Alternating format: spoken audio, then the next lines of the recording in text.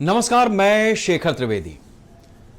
आज जिस विषय पर हम चर्चा करने जा रहे हैं और जिस जगह से इस चर्चा का विषय निकला है, उस जगह पर मैं लंबे अरसे तक रहा हूं, खुद रहा हूं।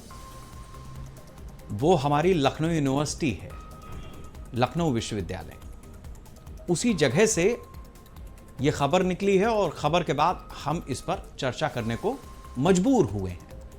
ऐसी मजबूरी अच्छी बात नहीं है, लेकिन मजबूर हुए हैं क्योंकि कारण ही ऐसा मिला है। आजकल देश के विश्वविद्यालय, जिन्हें शिक्षा का मंदिर कहा जाता है, वहां पर हिंदू मुस्लिम के नाम पर महाभारत छिड़ी है। घरों से शिक्षा ग्रहण करने के लिए बच्चे जाते हैं, लेकिन घर से निकलते ही जब वो यूनिवर्सिटी कैंपस में पहुंचते हैं तो वहां हिंदू मुस्लिम के नाम पर कोहराम मच जाता है। जब आप किसी शिक्षा के मंदिर में प्रवेश करते हैं, उस समय पहला स्लोगन होता है, शिक्षार्थ आइए और सेवार्थ जाइए। लेकिन यह ध्येय वाक्य आज बदला हुआ नजर आ रहा है। छात्र छात्राएं न तो शिक्षार्थ आ रहे हैं और ना ही सेवार्थ जा पा रहे हैं। कोई नमाज अदा करने पर आमादा है, कोई हनुमान चालीसा पढ़ने की जिद ठाने है। अब सवाल इस बात का है कि शिक्षा के मंदिर को धर्म का अखाड़ा बनाने पर आखिर कौन तुला है।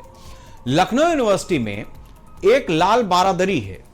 जब हम वहां पर पढ़ा करते थे, उस लाल बारादरी में बैठ करके चाय और समोसे उड़ाया करते थे। लेकिन अब वहां पर लड़ाई हो रही है इस बात की कि कोई नमाज पढ़ेगा और कोई हनुमान चालीसा। इस लाल बारादरी नाम की जगह पर यूनिवर्सिटी में एक जगह पर छात्र सामूहिक तौर पर बैठते आए हैं, लेकिन इन दिनों यह बारादरी बैठने लायक स्थिति में नहीं है। हालात उसके जर्जर हैं।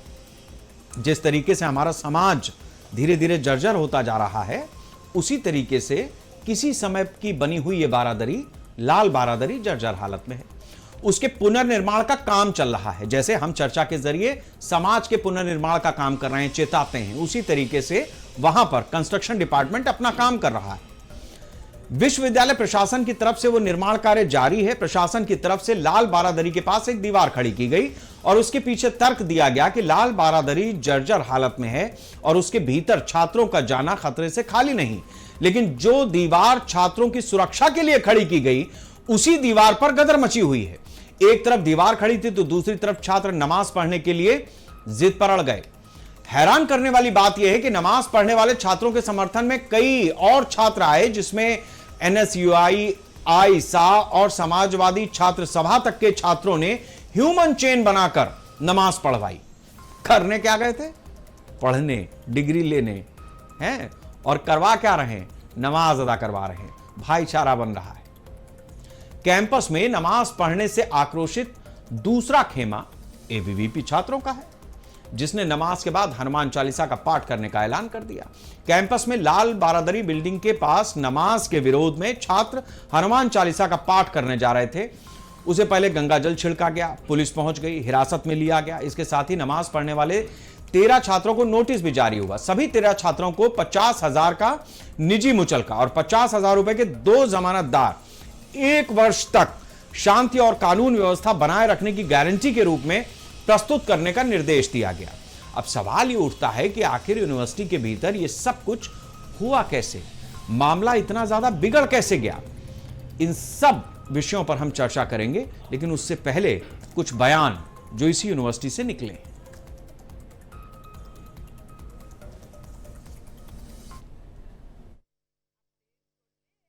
अचानक से इन लोगों के दिमाग में कीड़ा काटता है और ये लोग यहाँ पे ये कहते हैं कि यहाँ पे नमाज नहीं पढ़ी जाएगी। बाकायदा सारी मूर्तियाँ रखी थी और सारे फूल बिछाए गए थे, सारी चीज़ें। और यहाँ पे कुछ जो हिंदुत्व दिमाग के जो लोग हैं, जो इस मन के लोग हैं, जो मतलब हमेशा दंगा कराना चाहते हैं, उन लोगों ने वहाँ पे पूजा की। जहाँ पे नमाज और इफ्तार पार्टी आयोजित नहीं करने देंगे। मेरी माँ बहनों ने चूड़ियाँ नहीं पहनी है, ब्राह्मण का लड़का हूँ, जान दे दूंगा के लिए, समाज के लिए। राष्ट्र के लिए। पुलिस कह रहे क्या हनुमान चालीसा नहीं पढ़ा जा सकता है? क्यों नहीं पढ़ा सकता? हनुमान चालीसा में ऐसा क्या है जो यहाँ पे नहीं पढ़ा जा सकता है? हनुमान चालीसा पढ़ेंगे भैया, उसके लिए जान दे देंगे। पाठ होगा, रोका कैसे गया है? हो चुका है, पाठ हो चुका है। किसी की हैसियत नहीं कि रोक देगा, पाठ हो चुका है भाई। ये सब बच्चे कर चुके हैं। द्वंद कहाँ तक पाला जाए, युद्ध कहाँ तक टाला जाए, ये वंशज है महाराणा के, फेंकेंगे जहाँ तक भाला जाएगा। देखिए, लाल बारादरी में हमेशा से नमाज हुई है और सवाल नमाज पढ़ने का या हिंदू रीति रिवाज में कुछ पाठ करने का नहीं है। भारतीय जनता पार्टी और आरएसएस मिल करके इस पूरे देश को हिंदू मुसलमान में झोंक देना चाहती है। लखनऊ विश्वविद्यालय में दशकों से लाल बारादरी में प्रार्थना कक्ष था, वहां पर लोग नमाज भी पढ़ते थे और जहां पर मंदिर बना हुआ है वहां पर हमेशा हिंदू धर्म के लोग पूजा करते थे, महाशिवरात्रि मनाई जाती थी। कभी कोई विवाद नहीं हुआ। 10 साल से उत्तर प्रदेश में योगी आदित्यनाथ जी भी हैं, इससे पहले भी विवाद नहीं हुआ। तो सिर्फ चुनावी समय में क्यों? क्योंकि आपके पास जनता के मुद्दों पर जवाब नहीं है। देखिए, स्कूल हो, कॉलेज हो, सामाजिक संस्थाएं हैं, शैक्षिक संस्थाएं हैं, वो नमाज पढ़ने या पूजा करने के स्थल नहीं है। यदि कोई व्यक्ति किसी विश्वविद्यालय में नमाज पढ़ता है तो डेफिनेटली उनके खिलाफ कार्रवाई होगी। भी नमाज को कौन रोकता है? मस्जिद में जाइए, धार्मिक स्थानों पे चाहिए, हर जगह को आप नमाज का स्थान बनाएंगे तो बच्चे पढ़ने कहाँ जाएंगे फिर?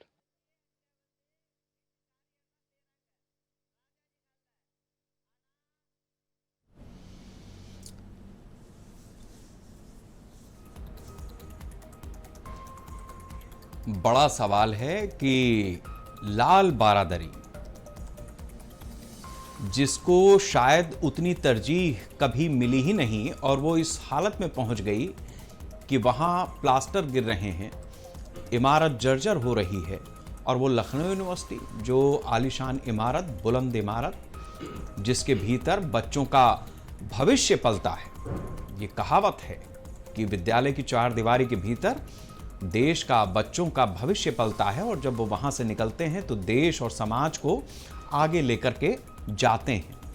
अब जिस तरीके की स्थिति लखनऊ यूनिवर्सिटी में बनी हुई है, वहाँ शायद अलग अलग विभागों को ये सोचने की ज़रूरत है कि किस तरीके से वो किस सब्जेक्ट को पढ़ा रहे हैं, और जो वहाँ पर छात्र आए हैं वो किस विषय को पढ़ने के लिए आए हैं, पढ़ने के लिए आए हैं या कुछ और करने के लिए आए हैं। इसी विषय पर ज़्यादा चर्चा के लिए हमारे साथ हमारे खास मेहमान जुड़े हुए हैं। हमारे साथ विवेक त्रिपाठी हैं, हमारे सहयोगी। हमारे साथ में शिवम सिंह हैं, संयुक्त सचिव हैं एबीवीपी के। अहमद रजा खान हैं, प्रदेश उपाध्यक्ष हैं एनएसयूआई के। मैं सबसे पहले अहमद रजा खान आपसे समझना चाहूंगा कि अभी तक मैं खुद भी लखनऊ यूनिवर्सिटी का ही प्रोडक्ट हूं, वहीं से मैंने मास कम्युनिकेशन किया है। हमारे ज़माने में तो हम उस लाल बारादरी में बैठ करके चाय और समोसे खाया करते थे, अपने साथियों के साथ में चर्चा किया करते थे अलग अलग विषयों पर, देश और समाज की।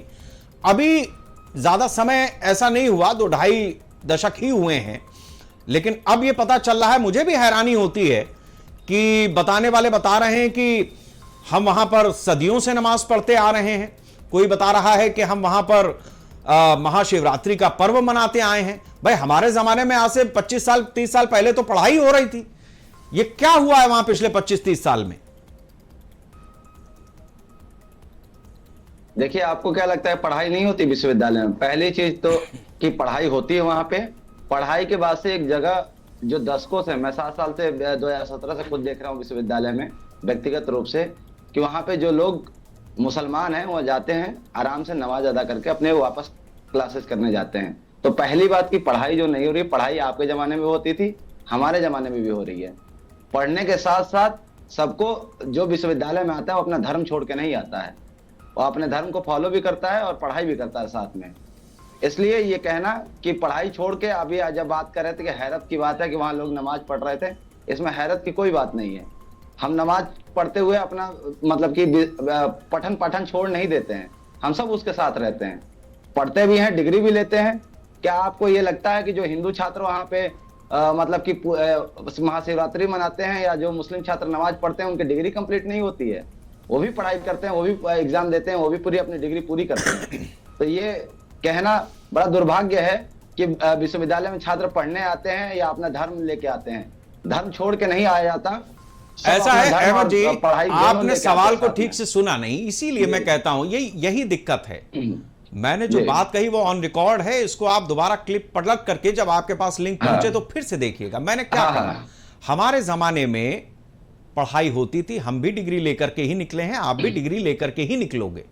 लेकिन जो बात मैंने कही कि जिस तरीके की उस जगह की स्थिति बनी है, हम वहां पर चाय समोसा खाते थे, लोगों के साथ में बैठ करके चर्चाएं होती थीं। ये 25 साल पुरानी बात है, 30 साल पुरानी बात है। आप जब से वहां पर हैं तब से आप देख रहे हैं कि नमाज अदा होती है। न मैं वहां पर पूजा करने के लिए जाता था, न मेरे जो साथी थे वो नमाज अदा करने के लिए जाते थे। हम डिग्री लेने गए थे, डिग्री ली और वहां से निकल करके समाज में अपना काम कर रहे हैं। एक बात तो ये हुई जो आपने अपने, दुर्भाग्य हमारा नहीं है, ये दुर्भाग्य उन लोगों का है जो वहां पर इस विषय पर इस बात को नहीं समझ पाए कि लाल बारादरी में अगर प्लास्टर गिर रहा है, अगर वहां वो इमारत जर्जर हो रही है और उसका कंस्ट्रक्शन हो रहा है, तो छात्रों की जिंदगी की चिंता है प्रशासन को, यूनिवर्सिटी प्रशासन को। अगर कोई दीवार उठाई गई है तो कुछ सोच करके उठाई गई होगी। जिन्होंने उठवाई है वो आपके गुरु हैं, वही आपको तालीम दे रहे हैं। तो आप जिनसे तालीम लेने गए हैं, सबसे पहला सवाल तो उन्हीं पे आपने खड़ा कर दिया। आप उनसे सवाल पूछते, सवाल का जवाब देना उनका काम है, लेकिन जिस विषय पर आपने सवाल खड़ा किया है, न तो वो उस विषय के मर्मज्ञ हैं और ना आप वो शिक्षा लेने वहां पर गए हैं। अब आप बोले। देखिए, जो हम पिछले 3-4 साल से नोटिस चस्पा है उस विश्वविद्यालय में, जो जिस भवन की बात हो रही है लाल बरादरी की, पिछले हिस्से पे नोटिस चस्पा थी।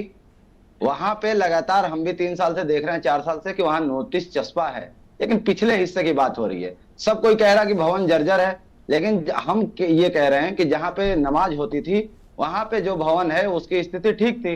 मैं खुद कुछ एक हफ्ते पहले तकरीबन या 4-5 दिन पहले मैं नमाज पढ़ के आया हूं वहां पे, तो स्थिति ठीक थी। उसको विवाद का रूप दिया गया, जानबूझ के दिया गया। मैं ये बार बार कह रहा हूं, हर जगह कह रहा हूं कि इससे पहले वहां मोहन भागवत आए थे, उसके बाद पंकज चौधरी आए थे और उन्होंने विश्वविद्यालय को धार्मिक उन्माद की जगह बताई। इससे पहले किसी को आपत्ति नहीं थी। वहां पे जो लोग थे, महाशिवरात्रि अभी कुछ दिन पहले मनाया गया, हॉस्टल्स में मनाए जाते हैं, सब अपना धार्मिक काम करते हैं, किसी को कोई आपत्ति नहीं थी। लेकिन जानबूझ के इस विवाद को खड़ा किया गया क्योंकि ये नमाज खटक रही थी और भाजपा की जो विचारधारा है, जो सत्ता की विचारधारा है, वो इसको बढ़ावा दे रही है। और मोहन भागवत और पंकज चौधरी के आने के जस्ट बाद ही उस मस्जिद वो गेट को सील करना इस बात का द्योतक है कि जानबूझ के उन्माद क्रिएट किया जा रहा है। किसी विश्वविद्यालय के जो एबीवीपी के छात्र भी हैं, उन्होंने कभी भी इस बात पे नोटिस नहीं दिया है या फिर कोई कंप्लेन नहीं किया कि यहाँ नमाज क्यों होती है। अचानक इस विवाद को बढ़ाया गया है, यही हमारी मतलब की दिक्कत है। नमाज होती थी, हो रही थी, आराम से हो रही थी, इनको भी दिक्कत नहीं थी, लेकिन विवाद पैदा किया गया। आज जो यहाँ पे एबीवीपी के लोगों ने नारे लगाए, हम लोग ने, किसी ने नहीं कहा, किसी ने विरोध नहीं किया कि आप यहाँ पे आके हनुमान चालीसा ना पढ़िए, हमने किसी ने विरोध नहीं किया उसका। लेकिन विश्वविद्यालय प्रशासन ने जानबूझ के पुलिस फोर्स बुलाई, जानबूझ के इतना हंगामा क्रिएट करवाया ताकि जो सवाल हम पूछ रहे हैं आराम से बैठ के, जो सामाजिक सौहार्द की बात हम कर रहे थे, उसको टाला जा सके, उसको किनारे लगाया जा सके। और जो सवाल हमारा है, देखिए हमारे पास संविधान में हमारे अधिकार भी हैं, हम उसी अधिकारों की रक्षा की बात कर रहे हैं। ठीक है अहमद, एक चीज में अब चर्चा को आगे बढ़ाएंगे हम थोड़ा सा, धार्मिक पहचान। ठीक है, मैं आता हूं, आपके पास आऊंगा। एक सवाल का जवाब आप हमें दे दें, आपने यूनिवर्सिटी में दाखिला कब लिया था और अभी तक आपने कौन कौन सी डिग्री हासिल की है वहां से? मैं देखिए 2017 में मैं जाता हूं, मैं विश्वविद्यालय में, दूसरे विश्वविद्यालय में था, मैं उसके कैंपस से वाकिफ हूं। मैंने यहाँ लॉ की डिग्री पूरी की है यूनिवर्सिटी कैंपस से अभी। ठीक है, लखनऊ यूनिवर्सिटी से आपने लॉ की डिग्री पूरी की है? जी जी जी जी। तो उसके लिए आप नए कैंपस आते हैं या पुराने कैंपस में जाते हैं? दोनों कैंपस में हमारा आना जाना रहता है, कोई एक कैंपस में हम नहीं जाते। बात है क्या कि हम एक कैंपस में जाएंगे, एक कैंपस में नहीं जाएंगे। जहां क्लास लगती होगी वहीं जाएंगे ना भाई, आप तो छात्र हैं, जहां लगती होगी वहीं जाएंगे। मैं छात्र, वहां पे मेरा रूम भी है, यहाँ न्यू कैंपस के पास, ओल्ड कैंपस के पास। मैं वापस भी आता हूँ, वहीं पे नहीं रहता हूं मैं। अच्छा, तो पिछले 2017 से लेकर के और अभी तक आपने केवल लॉ की डिग्री, मतलब कौन सा कोर्स था वो? 3 साल वाला, 5 साल वाला, कौन सा था? आपको लग रहा है कि आप, ये व्यक्तिगत सवाल का क्या मतलब है? अरे व्यक्तिगत सवाल, अरे भाई यूनिवर्सिटी की बात हो रही है, इसमें कौन सा व्यक्तिगत है? अभी मैं शिवम सिंह के पास जाऊंगा, उनसे भी पूछूंगा। सुनिए, पहले मेरी बात सुनिए, मैं क्या कह रहा हूं। 2017 में मैं इनरोल्ड हुआ था ग्रेजुएशन में, मैं वहां पे ख्वाजा मोइनुद्दीन चिश्ती लैंग्वेज यूनिवर्सिटी में इनरोल्ड था, वहां पे मैं था, वहां पे मैं बात होती थी, वहां पे पढ़ाई मैंने पूरी की। हाँ, मेरी डिग्री वहां से पूरी होने के बाद मैंने लॉ की है यहाँ से। 2022 में मैं यहाँ इनरोल्ड हुआ। ठीक है, ठीक है, हम कोई सवाल, हम तो आपसे जानकारी ले रहे हैं भाई, दर्शकों को भी पता होना चाहिए कि देश के जो भावी राजनेता हैं वो कहाँ क्या पढ़ रहे हैं, है ना? ये पता होना चाहिए भाई। आप कल को चुनाव लड़ोगे, आप बाकी चीजें करोगे, या मान लीजिए कोई व्यवसाय करोगे या किसी नौकरी में जाओगे, तो लोगों को ये पता होना चाहिए कि कौन सी डिग्री है आपके पास, क्या क्या पढ़ाई आपने की है। बिल्कुल डिग्री है, ठीक है ना? तो अभी आप नेता से बेहतर है कि पहले यूनिवर्सिटी के छात्र वाले स्वरूप में हम लोग, देखिए ऐसा है कि उस यूनिवर्सिटी में मैं आपका अग्रज हूं, मैं आपका सीनियर भी हूं, तो आपको इस बात का भी इल्म रखना पड़ेगा। ऐसे चर्चा नहीं बढ़ेगी, सीनियर्स का भी एक तकाजा होता है। तो यूनिवर्सिटी, मैं एंकर हूं ये एक विषय है, लेकिन यूनिवर्सिटी का आपका सीनियर हूं, आपको इस बात का भी पूरी चर्चा में ख्याल रखना पड़ेगा। अहमद जी, ठीक है? अब मैं शिवम जी के पास जा रहा हूं, ठीक है? वही बात कर रहा हूं, ठीक है शिवम जी। अब मैं आपसे समझना चाहता हूं कि भाई जैसे अहमद बता रहे हैं कि वहां पर कोई विवाद नहीं था, एबीवीपी वालों को भी दिक्कत नहीं थी। सवाल इस बात का है कि जिस तरीके से वहां पर हनुमान चालीसा का पाठ करने का प्रयास किया गया, मतलब एक विवाद 2 दिन पहले शुरू हो गया, अब उसके बाद गंगा जल ले जाना है, फिर वहां पर हनुमान चालीसा भी पढ़नी है, तो इसमें क्या मिला, अंत में क्या मिला वहां से? जी मेरी आवाज आ रही? मेरी आवाज आ रही है जी। देखिए ऐसा होता है यूनिवर्सिटी में संडे के 2 दिन पहले, मतलब शुक्रवार को, कि मलबा गिरने से एक कुत्ते की मौत हो जाती है, जिसके बाद यूनिवर्सिटी प्रशासन एक्टिव मोड में आता है और ये पहले से कुल सचिव के आज्ञा से वहां पोस्टर लगी होती है कि यह भवन क्षतिग्रस्त है और इसके पास बैठना और इसके अंदर जाना खतरनाक है। लेकिन कुत्ता जब मर जाता है तो यूनिवर्सिटी प्रशासन एक्शन में आती है और उसका फेंसिंग का काम शुरू करती है। पूरा भवन जब क्षतिग्रस्त है तो आप देखेंगे कि मस्जिद वाली बात आती है। पहला नंबर तो वो मस्जिद है ही नहीं, ना वहां कोई मौलाना है, ना वहां कोई मौलवी है, ना वहां पे गुंबद है। आज तक मैंने कभी यहाँ नहीं देखा कि मस्जिद का रंग लाल होता है। वहां मस्जिद की बात ही नहीं है। अगर आप कहीं अपना मैट डाल के, चटाई डाल के अगर नमाज अदा करते हैं तो मस्जिद नहीं हो जाती है। आप क्या अपने घर में नमाज पढ़ते हैं तो वो मस्जिद हो गया? आप हनुमान चालीसा पे आइए, वहां पे उन्होंने क्या किया उनका सवाल उनसे लेंगे। अभी आप अपना बताइए कि जब ये विवाद चल रहा था तो कोई जरूरी था? आप भी तो पढ़ने ही जाते होंगे ना यूनिवर्सिटी।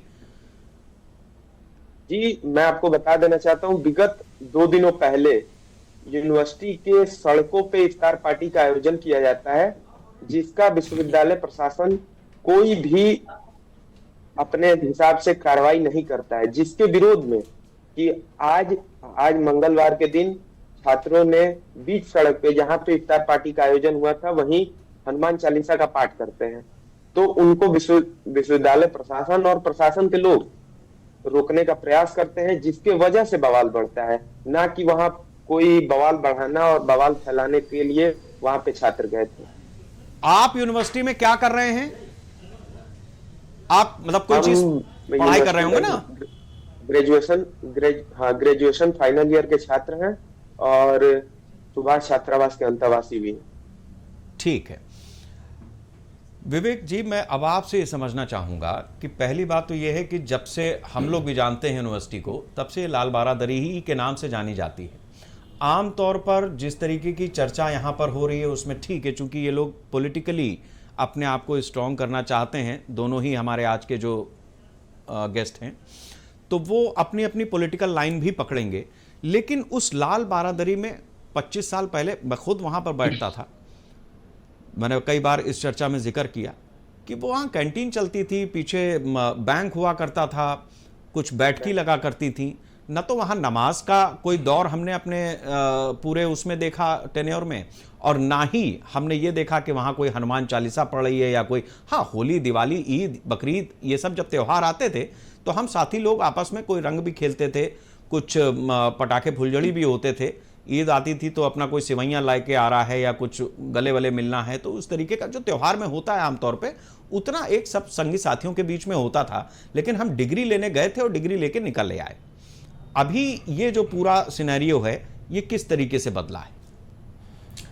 शेखर जी, मैं भी लखनऊ यूनिवर्सिटी का ही छात्र रहा हूं और जो पत्रकारिता की मास्टर्स डिग्री है मैंने लखनऊ विश्वविद्यालय से ही की थी 98, 99 और 99, 2000 में। तो मैं भी वहाँ का पढ़ा हूँ और मैं भी लाल बारादरी हो या साइंस कैंटीन हो, सारी जगह पे उठना बैठना होता था, तमाम वक्त मैंने गुजारा वहाँ पे। उस समय, मेरे समय में भी उस तरह की एक्टिविटीज़ नहीं होती थी। वहाँ लाल बारादरी में बैंक हुआ करता था और एक हिस्सा कुछ लाइब्रेरी का हुआ करता था, एक छोटी सी कैंटीन भी थी वहाँ पर। तो जाहिर सी बात है हम लोग के समय तो ऐसा नहीं था, लेकिन इधर कालांतर में कुछ समय से ये नमाज पढ़ना या जो चीज़ें शुरू हुई, धार्मिक गतिविधियाँ शुरू हुई, ठीक है, स्पेस माना जा सकता है कि अगर कोई जगह खाली है और उसका उपयोग नहीं हो रहा है तो अगर कोई व्यक्ति वहाँ पर जाकर नमाज अता करता है तो धार्मिक गतिविधि है, कर लेना चाहिए, कोई इसमें आपत्ति की बात नहीं है। या कोई पूजा करता है, कोई हनुमान चालीसा का कार्यक्रम रखता है, कर लेना चाहिए। लेकिन ये मुद्दा छात्रों के बीच में टकराव का विषय कभी नहीं होना चाहिए। जो छात्र हैं, यूनिवर्सिटी, स्कूल, कॉलेज, यूनिवर्सिटी एक ऐसी जगह है जहाँ पर पढ़ाई के लिए लोग जाते हैं, चरित्र निर्माण होता है, कैरियर की दिशा तय होती है, सपने देखे जाते हैं वहाँ पर, और उसके बाद विश्वविद्यालय से निकलने के बाद सपने पूरे करने का समय आता है। लोग संघर्ष करते हैं अपने सपनों को पूरा करने के लिए, और ऐसे में यहाँ पर हिंदू, मुसलमान, नमाज और हनुमान चालीसा, इन सब चीज़ों में उलझकर मुझे लगता है कि ये एक जो भविष्य है वो किस दिशा में जा रहा है। एक सवाल उठता है मेरे मन में कि भविष्य किस दिशा में जा रहा है। कभी ऐसा नहीं हुआ, बाहर चलिए ठीक है, बाहर हिंदू मुस्लिम होता है, बाहर सरकार कहती है कि सड़क पे नमाज नहीं अदा करेंगे, अता की जाएगी, और मस्जिदों में ही नमाज पढ़िए आप लोग, मुस्लिम समाज को निर्देश दिए जाते हैं। ठीक है, वो अपना एक पॉलिटिकल एजेंडा उनका है, लेकिन लखनऊ यूनिवर्सिटी का कोई ऐसा, वहाँ के छात्रों का कोई एजेंडा नहीं होना चाहिए। मुझे लगता है कि जो लाल बारादरी की स्थिति है विवेक जी, ये किस तरीके की, मतलब जो अभी यूनिवर्सिटी प्रशासन ने डिसीजन लिया है वो छात्र हित में है या ये पॉलिटिक्स है?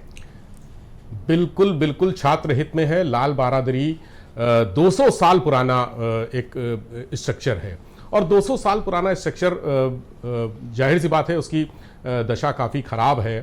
जैसा अभी बताया हमारे साथी ने कि वहाँ पर कुछ प्लास्टर गिरा था, कुछ हिस्सा ढहा था, उससे एक कुत्ते की मौत भी हो गई। यूनिवर्सिटी के जो स्टूडेंट्स हैं उनके हित में है, लेकिन जो प्रक्रिया अपनाई गई मुझे लगता है कि वो कहीं थोड़ी सी डाउटफुल रही। यूनिवर्सिटी प्रशासन को जिस तरह से ये करना चाहिए था, पूरा जो अगर बंद करना था लाल बारादरी को, जिस तरह से बंद करना चाहिए था, उसकी एक प्रक्रिया होती है। छात्रों को विश्वास में ले लेते कि वहाँ पर अगर कोई नमाज पढ़ रहा है या पूजा की जा रही है, हनुमान चालीसा की जा रही है, तो उनको विश्वास में लेना चाहिए था।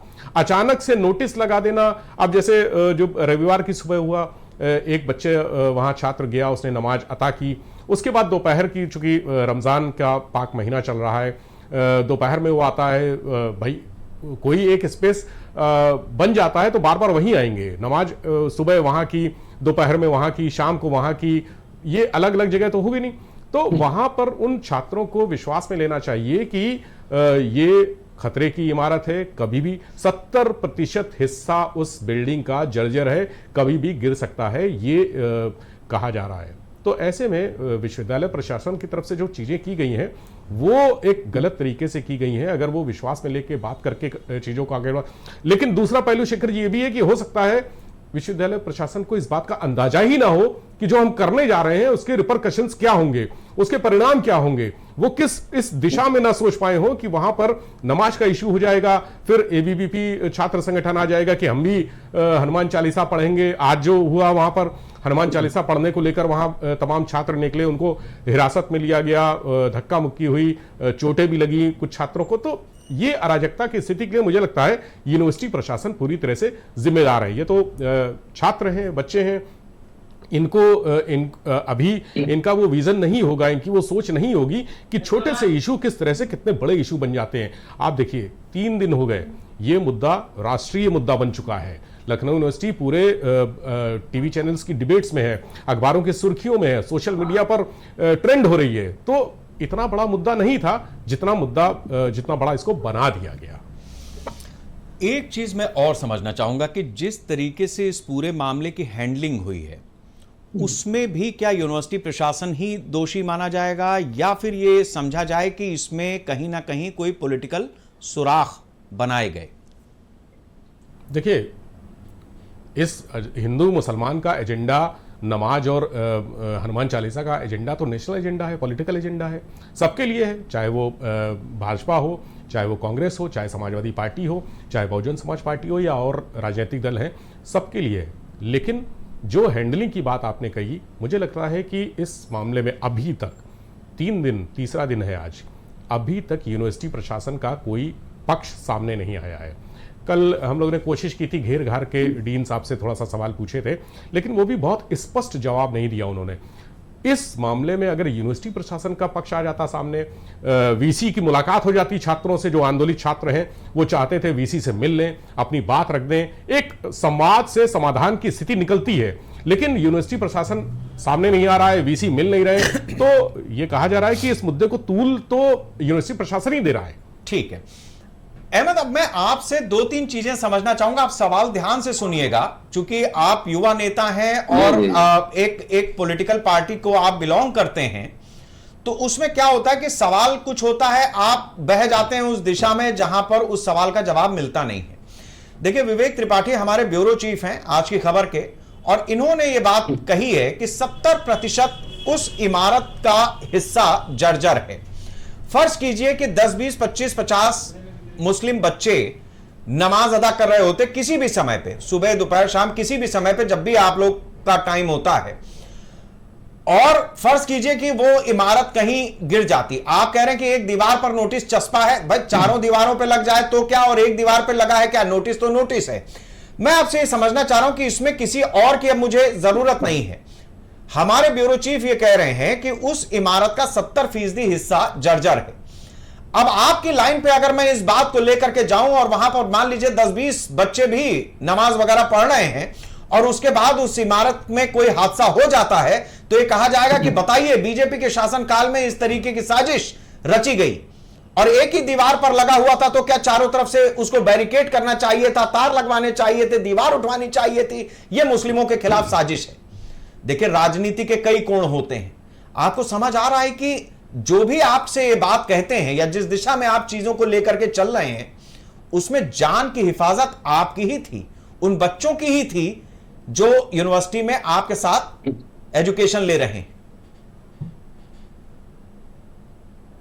जी, पहली बात तो जब हम प्रशासन से बात कर रहे थे, जब हम बात करने गए, तो पहली बात हमने यही कही कि विश्वविद्यालय प्रशासन को इतनी हड़बड़ी नहीं दिखानी चाहिए।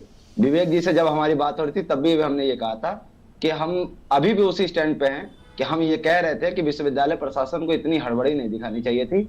अगर उन्हें लगता है कि हमारी सुरक्षा की बात थी, मैं भी मान रहा हूँ, तो उन्हें एक नोटिस दे देना चाहिए था। चूंकि उस विश्वविद्यालय में पढ़ाने वाले प्रोफेसर भी वहां पे नमाज पढ़ते थे, तो उनको भी बता देना चाहिए था। छात्रों से जो वहां नमाज पढ़ते हैं या प्रोफेसर पढ़ते हैं, उनको एक बार अवगत करा देते, प्रायर नोटिस देके कि भाई हम इसको बंद करने जा रहे हैं।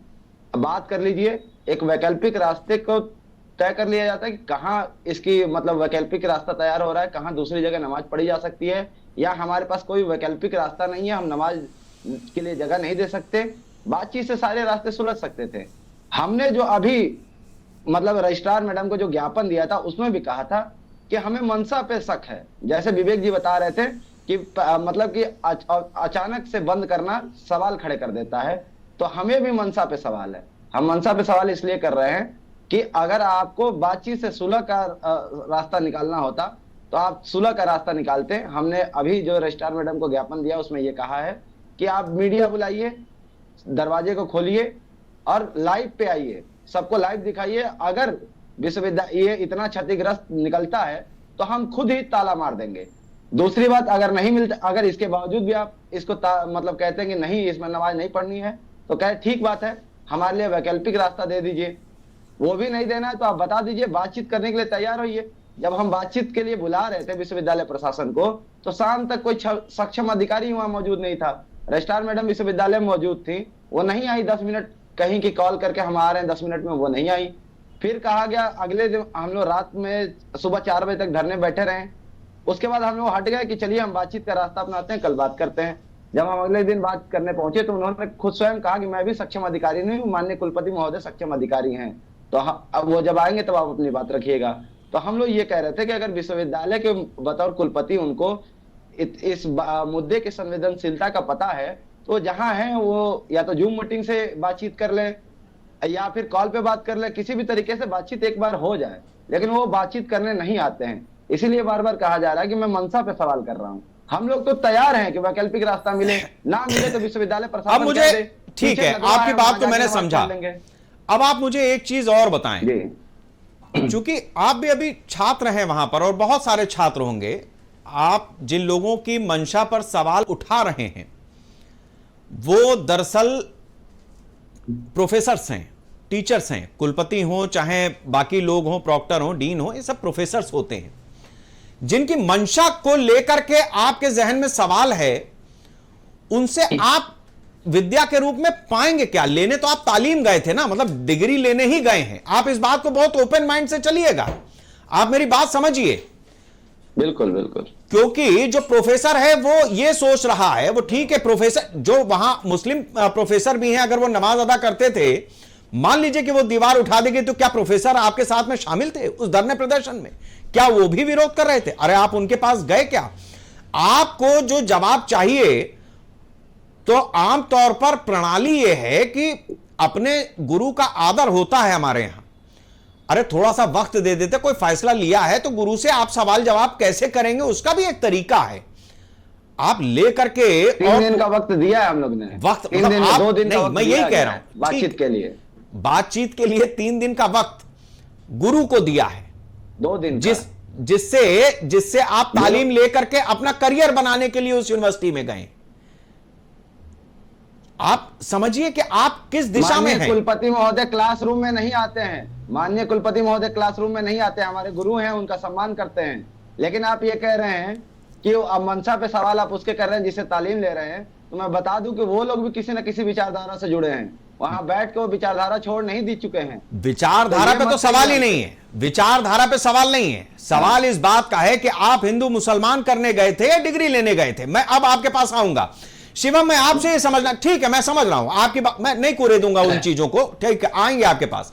शिवम, मैं आपसे ये समझना चाहूंगा कि आप भी डिग्री ही लेने गए होंगे, आप तो अंतर्वासी छात्र हैं वहां के, जैसा आप बता रहे हैं। हनुमान चालीसा का पाठ तो चलते फिरते कहीं पर भी होता है, और हमारे जमाने में स्थिति यह थी कि मंगलवार वाले दिन और शनिवार वाले दिन सामने हनुमान सेतु पे जाके हम हनुमान जी के दर्शन करते थे, और जो हमारे मुस्लिम साथी थे वो पीछे नदवा है वहां पर जाकर के नमाज पढ़ते थे। इस यूनिवर्सिटी परिसर में हमारे सामने ना हनुमान चालीसा हुई ना नमाज अदा हुई। ये आपके दौर में कहां से कैसे ये सब चीजें चल रही हैं? देखिए, मैं आपको बता देना चाहता हूं कि आज भी मुस्लिम छात्र या फिर मुस्लिम भाई जो हमारे हैं, वो नदवा में जो मस्जिद है और जो गोमती के बीच मस्जिद है वहां नमाज पढ़ने जाते हैं, और तमाम छात्र जो है वो हनुमान सेतु, हनुमान धाम जाते हैं, जहां जाके वो अपना हनुमान चालीसा और सुंदरकांड का पाठ करते हैं।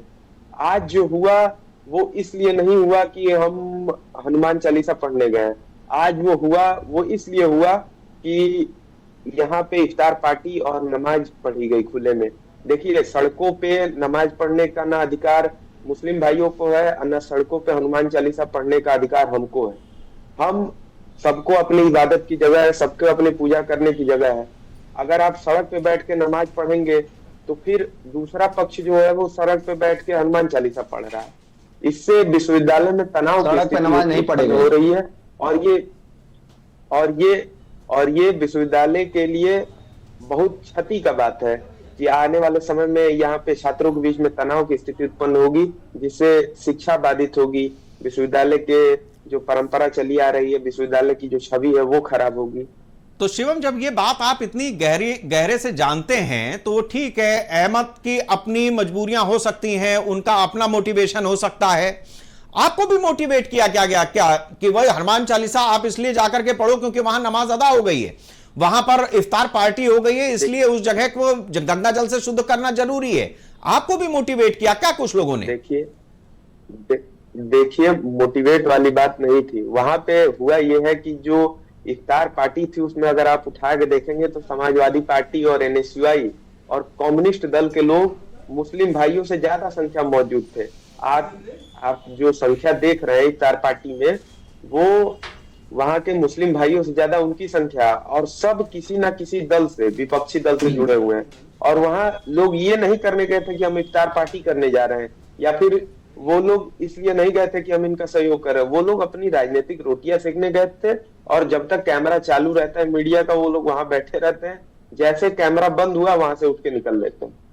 उनका काम बस यही है, अपनी राजनीतिक रोटी सेकना और अपनी दुकान चलाना। इसीलिए वो लोग वहां पे ऐसे कार्य और इनका इफ्तार पार्टी और इन सब चीजों तो का अभी भी मेरा सवाल आपसे भी वही है कि आप डिग्री लेने गए थे या राजनीति करने गए थे, क्योंकि आप भी एक पॉलिटिकल पार्टी के स्टूडेंट विंग को लीड कर रहे हैं।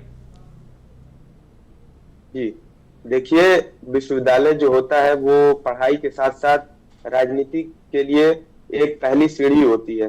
छात्र संघ, जिसको आज बंद कर दिया गया है, लेकिन आज जो विश्वविद्यालय का आम छात्र है वो अगर पॉलिटिक्स करता है, राजनीति करता है, तो यहीं से तो हमारे आने वाले समय के एमपी एमएलए और सीएम पीएम निकलेंगे। तो आप विश्वविद्यालय से ठीक आप ठीक है, बहुत अच्छी बात आपने कही। तो इसका मतलब यह है कि जो वर्तमान राजनीति में जिस तरीके से हिंदू मुसलमान हो रहा है, चाहे आप हो चाहे अहमद हो, ये लोग और ज्यादा इसको तीव्रता प्रदान करेंगे। मतलब अभी अगर कोई पटाखा छोड़ रहा है तो आप मिसाइल छोड़ेंगे।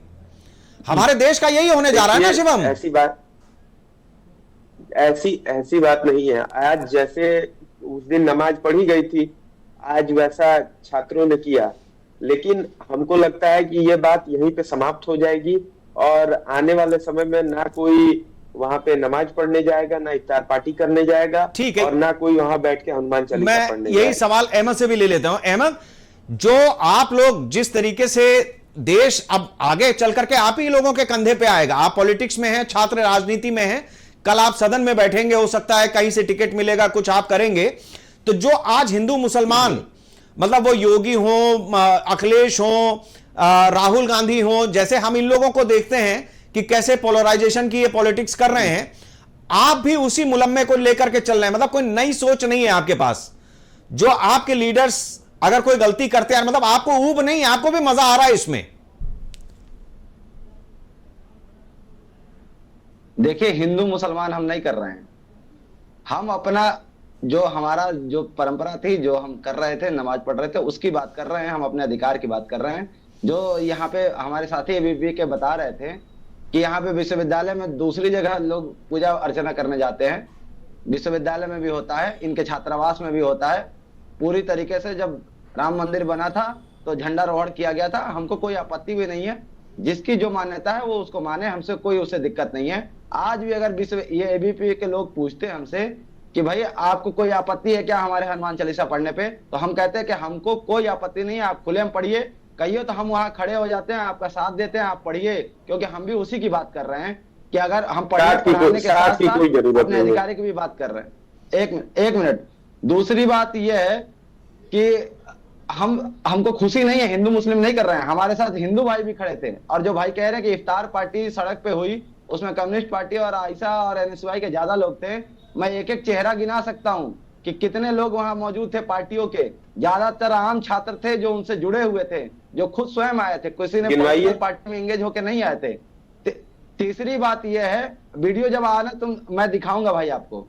जब तीसरी बात यह है कि सड़क पे नमाज नहीं हुई, नमाज वहीं हुई जहां पे होती थी, बस थोड़ा सा किनारे हुई, तो खुले में हो गई। और हम जानबूझ के नहीं गए थे, हम कोई सुनियोजित तरीके से नहीं गए थे कि हम नमाज पढ़ेंगे। हिंदू छात्रों ने खुद कहा कि आप नमाज पढ़िए, हम वहां खड़े हैं। अच्छा ठीक है अहमद, अब एक चीज मुझे जरा बताएं आप, फिर मैं आता हूं शिवम, आता हूं मैं आपके पास। अहमद एक चीज मुझे बताइए, लाल बारादरी इसका एक ऐतिहासिक महत्व है। बारादरी की तरह से ही रहती है, मतलब बारादरी आमतौर पर बैठक को कहते हैं। ये मस्जिद तो है नहीं, तो केवल जगह देख करके हम कह भी नहीं रहे हैं। तो इसका मतलब यह हुआ कि टेक्निकली उस जगह पर नमाज होनी नहीं चाहिए थी, ना हनुमान चालीसा होनी चाहिए थी, ये तो कह रहे हैं ना आप। वहां देखिए पहली बात कि मैं 17 से मैंने बताया कि मैं वहां जाता हूं, मैं वहां नमाज देखता हूं। आपने क्या देखा वो नहीं देखा वो छोड़ दीजिए, जो लोग, मैं भविष्य के एक बड़े लीडर से बात कर रहा हूं जो अहमद रजा खान के रूप में एनएसयूआई से जुड़ा हुआ है, कल को कांग्रेस की बागडोर भी संभाल सकता है। मैं अहमद रजा खान से जानना चाहता हूं कि क्या लाल बारादरी जो लखनऊ यूनिवर्सिटी के अंदर स्थित है वो मस्जिद है, वहां पर नमाज अदा करने की कोई परंपरा चल रही है वो अलग चीज है, लेकिन क्या वो मस्जिद है और वहां पर नमाज, या वो मंदिर है जहां पर हनुमान चालीसा पढ़ी जानी चाहिए? मेरा बड़ा स्पष्ट सवाल है। मैं स्पष्ट जवाब देता हूं, सरकार भाजपा की है, केंद्र में भी राज्य में भी। अगर विश्वविद्यालय में किसी भी धार्मिक गतिविधि पे उसको डाउट है या फिर उसको कोई शिकायत है, तो पूरे देश में एक रूलिंग ले आए कि किसी भी विश्वविद्यालय में शिक्षा के बजाय ना वहां पे कोई नमाज पढ़ी जाएगी, ना वहां कोई धार्मिक कर्मकांड होगा, न सरस्वती पूजा कोई नहीं होगी, बंद कर दीजिए। मैं समर्थन करता हूं, ऐसा है, मैं समर्थन करता हूं। फिर आपने सवाल सुना नहीं, मैंने क्या कहा आपसे? देखिए मोदी की सरकार है, आपको कोई चीज लग रही है कि कमी है इस देश में, तो मैंने क्या कहा, मैं भविष्य के लीडर से बात कर रहा हूं। अभी मेरा सवाल सिर्फ इतना है कि कॉन्सेप्ट यहां पे क्लियर, ओहो मैंने कहा कॉन्सेप्ट क्लियर होना चाहिए। अहमद रजा खान किसी दिन अगर देश के पीएम बन जाएं या उत्तर प्रदेश के मुख्यमंत्री बन जाएं तो कॉन्सेप्ट यहीं पे क्लियर होना चाहिए। लाल बारादरी क्या नमाज पढ़ने या हनुमान चालीसा पढ़ने की जगह है या नहीं है? अहमद रजा खान केवल इतनी बात का जवाब दें। आप भविष्य के, अगर आप कह रहे हैं कि मैं बड़ा लीडर हूं, तो मैं लीडर के नाते एक बात बताता हूं, स्पष्ट तौर पे मैं अपने देश के किसी भी नागरिकों के साथ भेदभाव नहीं होने दूंगा। अरे भाषण देने को नहीं कहा, मेरा सवाल भैया सुन लो, अरे मेरा सवाल सुन लो मेरे भाई, मैं सीधा एक सवाल रख रहा हूं। मेरा ओपिनियन देंगे कि आप अपनी बात मेरे से मुंह से मेरा नहीं, चर्चा में बैठे हो ना, यहां सवाल होता है, सवाल का जवाब होता है, ओपिनियन नहीं होती है। सवाल यह है कि लाल बारादरी क्या नमाज पढ़ने या हनुमान चालीसा पढ़ने की जगह है या नहीं है, हां या ना? मैं फिर कह रहा हूं वही बात, मैं आपकी बात नहीं बोलूंगा। नमाज वहां पढ़ी जा रही थी, उसी की बात हम लोग कर रहे थे। ठीक है शिवम, यहाँ पे हनुमान, ठीक है मैं समझ गया आपकी बात। शिवम, लाल बारादरी हनुमान चालीसा या नमाज पढ़ने की जगह है या नहीं है? कल को आप भी इस देश के प्रधानमंत्री और मुख्यमंत्री हो सकते हैं प्रदेश के, बताएं आप कॉन्सेप्ट क्लियर करें। मैं चाहता हूं कि लाल बारादरी ना ही तो नमाज पढ़ने की जगह है और ना ही वो हनुमान चालीसा पढ़ने की जगह है। ठीक, अगर आपको नमाज पढ़नी है तो आप नदवा जाइए। बस ठीक है, मिल गया सवाल। बाकी जवाब हम अपने ब्यूरो चीफ से लेंगे, वरना मामला उलझा रहा है। नहीं ठीक है, आप अहमद रुक जाइए, आप हनुमान चालीसा पढ़ने क्यों आए थे? ठीक है आप रुक जाओ, क्यों वो बता दिया उन्होंने। विवेक जी मैं एक सेकंड आए थे। विवेक जी मैं अब आपसे समझना चाहूंगा, हम तो नमाज पढ़ते आ रहे हैं लगातार। ये जिस तरीके की परिपाटी कहीं से भी शुरू होती है, जहां आप नमाज पढ़ेंगे वो मस्जिद हो जाएगी। जहां आप नमाज पढ़ेंगे वो मस्जिद हो जाएगी। कल के डेट में आप बीच सड़क पर पढ़ेंगे, लखनऊ यूनिवर्सिटी के किसी जगह पर पढ़ेंगे, आप कहेंगे वो मस्जिद हो गई। कहां से मस्जिद हो गई? कौन सा किसी जगह जहां दशकों से पढ़ी आ रही है वहां पे बात हो रही है। वहां पे पहली बार नहीं पढ़ी गई थी, हनुमान चालीसा पढ़ने से वो मस्जिद नहीं हो जाती। विरोध भी नहीं कर रहे। आप कहीं विश्वविद्यालय प्रशासन अगर ध्यान नहीं दे रहा है, वो कैंटीन है, वो आज से 10 साल पहले पढ़िए, आप कहीं भी पढ़िए, मैं उसका समर्थन करता हूं। आप कहीं भी पढ़िए, मैं उसका समर्थन करता हूं, लेकिन आप हमारे साथ भी आइए, हमारे अधिकारियों की बात हो तो हमारे साथ भी खड़े रहिए। आप हनुमान चालीसा पढ़िए, कल मैं आऊंगा आपके साथ। हम कहीं पढ़िए हनुमान चालीसा, हम यहाँ पढ़ने आते हैं, पीछे खड़ा रहूंगा, लेकिन राजनीति लेने आते हैं। राजनीति के लिए हनुमान चालीसा मत पढ़िए, राजनीति के लिए हनुमान चालीसा मत पढ़िए। राजनीति हम नहीं पढ़ेंगे, सड़कों पे ही हनुमान चालीसा पढ़ी गई है, सड़कों पे ही हनुमान चालीसा पढ़ी गई है। हम मजबूरी में पढ़े हैं, हमको शौक नहीं था। हमने राजनीति के लिए हनुमान चालीसा नहीं पढ़ा, हमने राजनीति के लिए नमाज नहीं पढ़ी। हम सड़कों पे इसलिए आए कि हमारी मजबूरी थी, एक जगह बंद कर दी गई थी। अगर नहीं बंद की गई, इससे पहले एक इंसिडेंट बताइए जहां पे सार्वजनिक स्थल पे मुसलमानों ने कोई नमाज पढ़ी हो या सार्वजनिक इस्लामिक कर्मकांड कोई किया हो। एक जगह बताओ, मैं आपको बताता हूं कितनी जगह पे। चलिए ठीक है, अब अहमद और शिवम आपने आपस में लड़ाई कर ली थोड़ी देर, अब आराम से थोड़ी देर शांत रहें। अब मैं विवेक त्रिपाठी जी से अपनी बात का जवाब ले लूं। विवेक जी, दो चीजें हैं, एक तो ये कि लाल बारादरी क्या हनुमान चालीसा मतलब कोई मंदिर है या मस्जिद है वहां पर जो नमाज पढ़ने की जगह बन गई? अच्छा, मान लीजिए खुदा ना खास्ता किसी दौर में किसी ने वहां पर अपना एक जगह देख करके और उस तरीके से शुरू किया, लेकिन अब जिस तरीके से क्लेम होने लगा कि भाई चूंकि अहमद का बिल्कुल साफ कहना है कि चूंकि ये परंपरा बनी हुई है हम भी उसको मानेंगे, तो यही स्थिति इस पूरे देश में है। खास तौर से उस जगह पर अभी एक लखनऊ में मॉल खुला, वहां पर भी कुछ ने नमाज पढ़ दी और उसके बाद जो बवाल हुआ वो देश के सामने है, शहर के सामने है। तो ये जो स्थिति है कि कभी कहीं मतलब वो परंपरा के नाम पर आप आतंक की तरफ मुड़ जाएंगे, ये इस शहर की युवा तासीर है। मैं आता हूं, आप विवेक त्रिपाठी जी का जवाब लेंगे। शेखर जी, ऐसा नहीं है कि पहले सड़क पे कोई आदमी नमाज नहीं पढ़ता था या पार्क में नहीं पढ़ता था या किसी सार्वजनिक स्थान पर नहीं पढ़ता था, पढ़ी जाती थी। यूनिवर्सिटी के बच्चों की बात करें अगर तो आसपास तमाम मस्जिद है, नदवा में बगल में मस्जिद है, डालीगंज में मस्जिद है। लेकिन कभी कभी ऐसा होता है कि आप अपने जो रिचुअल्स हैं उनको करने के लिए आपके पास उतना समय नहीं होता है, तो आप जहां भी मौजूद होते हैं वहीं पर उसको इबादत का स्थान मान लेते हैं और वहीं पर अपना पूजा अर्चना या नमाज कर लेते हैं। ये एक बात हुई। लेकिन अब क्या हो रहा है, पिछले कुछ सालों से हम देख रहे हैं कि ये सब मुद्दे बन गए हैं। पब्लिक की समस्याएं जो है वो मुद्दा नहीं रही। नमाज पढ़ना मुद्दा बन गया है, हनुमान चालीसा मुद्दा बन गया है, तमाम चीजें मुद्दा बन गई हैं। तो अब इसी में लोगों को मजा आने लगा है, यही ढूंढने लगे हैं लोग। मॉल में वीडियो हमने देखा था कि एक नमाज पढ़ते हुए वीडियो आया, हिंदू संगठन वाले आ गए, धरना प्रदर्शन शुरू हो गया, पुलिस प्रशासन की मुसीबत हो गई, 3-4 दिन वो बवाल चला। ठीक है, अगर किसी की नमाज का वक्त है और वो 4-5 वक्त का नमाजी है तो जहां भी होगा वो अपना रिचुअल्स अदा करेगा, बैठ जाएगा कि हाँ ठीक है अल्लाह की इबादत है, कर लिया उसने। 5-7 मिनट का समय लगता है। लेकिन इसको इश्यू बनाना पिछले कुछ सालों से शुरू हो गया है।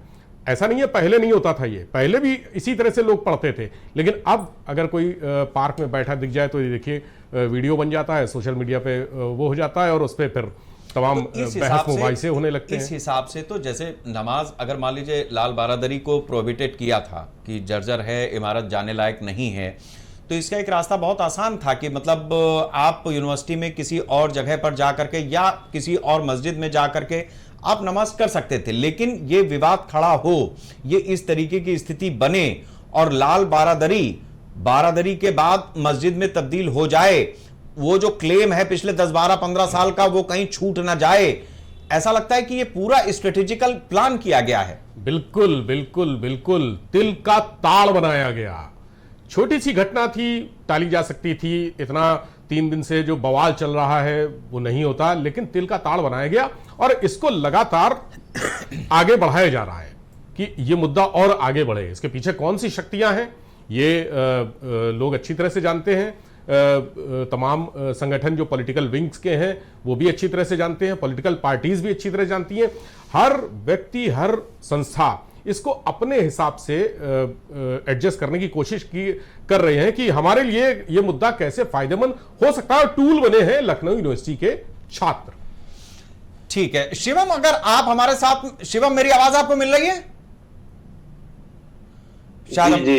जी शिवम, मैं आपसे ये जानना चाहूंगा कि क्या ऐसा होता है कि जैसे मान लीजिए नमाज अदा कर दी गई वहां पे, अब उसके बाद जो आप लोगों के लीडर्स हैं, मतलब आपसे जो सीनियर हैं, वो एजेंडा रखते होंगे कि नहीं अब तुमको जाना है, हनुमान चालीसा पढ़नी है, गंगा जल से पवित्र करना है, ऐसा करना है, वैसा करना है, और शायद आप लोगों के पास हो सकता है कि कोई दूसरा तरीका हो कि नहीं अब छोड़ो जो भी हो गया, अब आगे से ना हो, इस तरीके का ना हो वरना टकराव होगा। मतलब कोई आप लोगों की से नहीं रहती है क्या? ये तो ऐसा लग रहा है कि एक ने आपको प्रोवोक किया, आप प्रोवोक हो गए, आपने ये देश अगर आपका है तो इस देश के लिए आपने शांति व्यवस्था के लिए कोई कदम नहीं उठाया एबीवीपी पे।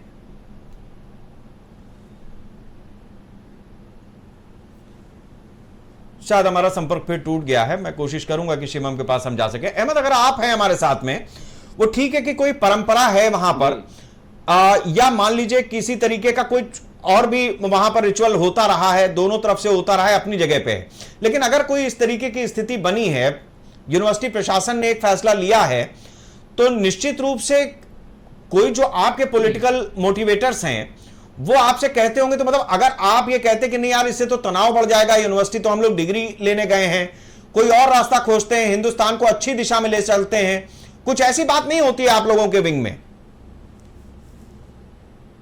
हमारे पास स्व विवेक है, कोई हमको मोटिवेट नहीं करता है कि मुझे क्या करना चाहिए क्या नहीं करना चाहिए। मैं खुद इतना सक्षम हूं अब सोचने विचारने में कि मैं तय कर सकूं कि मुझे क्या करना है और क्या नहीं।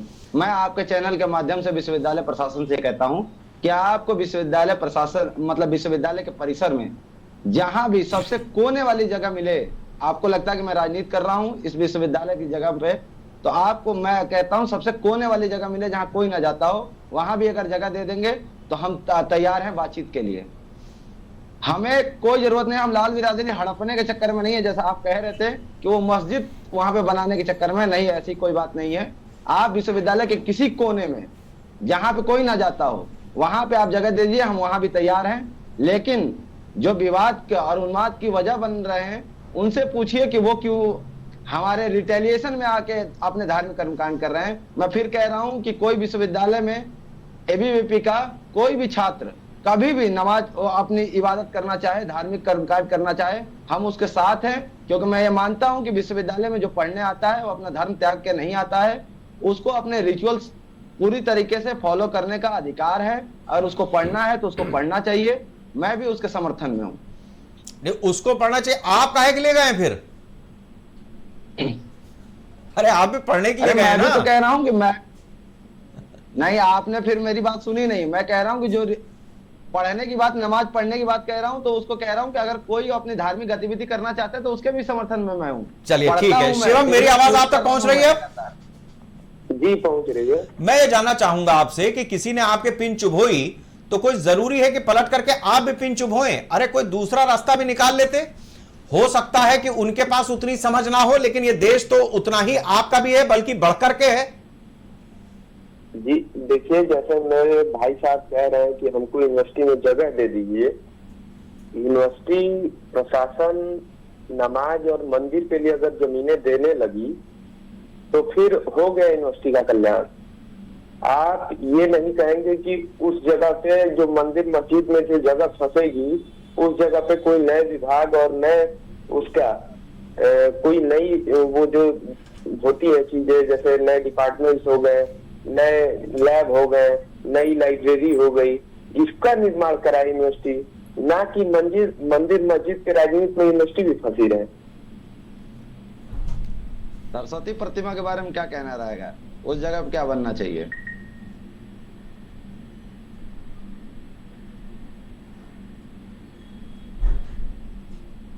आवाज आ रही है शिवम? जी जी। अहमद का सवाल है।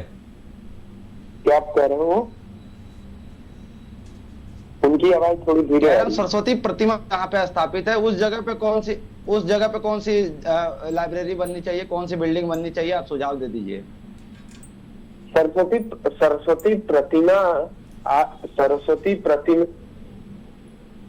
क्या कह रहा हूँ? सरस्वती प्रतिमा एक बार फिर से आप रिपीट करिए सवाल। तो मैं कह रहा हूँ सरस्वती प्रतिमा की जगह पे आप कौन सी जगह बनवाना चाहेंगे विश्वविद्यालय में? जो नाम आपने गिना है, लाइब्रेरी, कोई और जगह? तो सरस्वती प्रतिमा पे हम क्यों बनवाना चाहेंगे? सरस्वती प्रतिमा है आज भी, अब जितने दिन चलेगी। हम ये थोड़ी कह रहे हैं कि सरस्वती प्रतिमा जो है उसको भव्य मंदिर का निर्माण करा दीजिए।